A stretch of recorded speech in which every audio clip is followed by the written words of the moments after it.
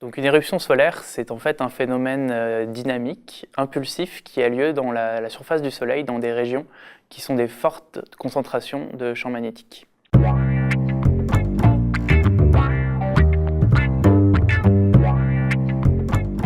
Alors elles sont observables, ces éruptions, dans différentes longueurs d'onde, en particulier en X et en UV, et on utilise pour les observer différents satellites et différents télescopes qui sont au sol sur Terre.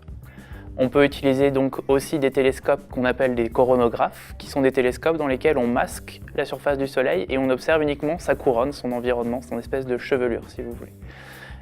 Ça permet de voir la trace de l'éruption dans la couronne jusqu'à sa propagation vers le milieu interplanétaire et ultimement et potentiellement vers notre Terre. Alors, on a aujourd'hui accès à différents types de télescopes qui sont en activité sur Terre et en espace, mais on envisage également de faire de nouvelles missions spatiales dans le futur. Dans notre équipe, on est notamment porteur d'un projet d'une mission spatiale où on utilise différents satellites qu'on va positionner autour du Soleil pour avoir un point de vue stéréoscopique, observer le Soleil de différents points de vue, reconstruire des structures tridimensionnelles dans ces régions de forte concentration de champs magnétiques afin à la fois de mieux comprendre comment une éruption se développe, mais également d'avoir une meilleure couverture de la surface du Soleil pour pouvoir faire de la prévision.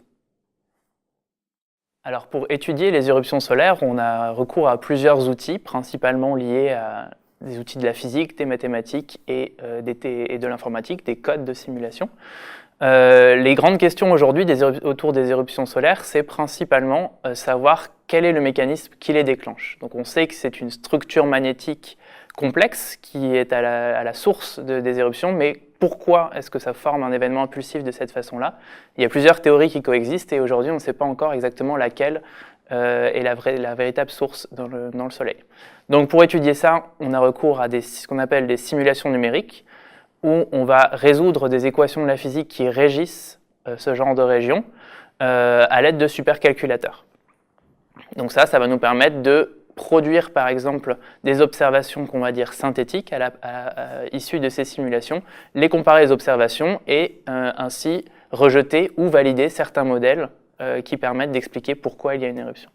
On a aussi recours à d'autres outils pour étudier ces éruptions solaires parce qu'on s'est rendu compte que les éruptions les plus intenses, les plus énergétiques, étaient beaucoup moins abondantes que les éruptions les moins intenses. On a donc une forme d'organisation, plus l'éruption est faible, plus elle est abondante à la surface du Soleil. On a donc une loi de distribution statistique qui est connue et on peut essayer de développer des modèles pour reproduire cette loi statistique et en comprendre son origine. C'est tout un autre pan de modèles qui sont utilisés pour essayer de mieux caractériser ce phénomène mystérieux que sont les éruptions solaires. Alors, outre la complexité intrinsèque des éruptions solaires, ce qui préoccupe aujourd'hui la communauté scientifique, c'est d'être capable de les prévoir. En effet, elles sont à l'origine de nombreux phénomènes de la météorologie spatiale et donc on voudrait être capable de savoir si, dans les prochaines 24 heures par exemple, une forte éruption solaire va avoir lieu à la surface du Soleil.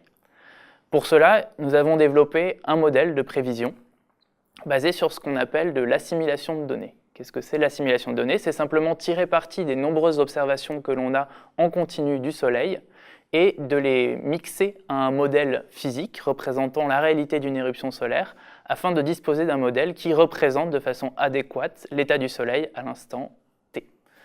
C'est donc ce que nous avons développé ici au sein de notre équipe de recherche afin d'être capable de fournir des rapports de sorte de bulletins météorologiques, mais cette fois-ci pour la météorologie spatiale et non la météorologie standard comme nous connaissons habituellement.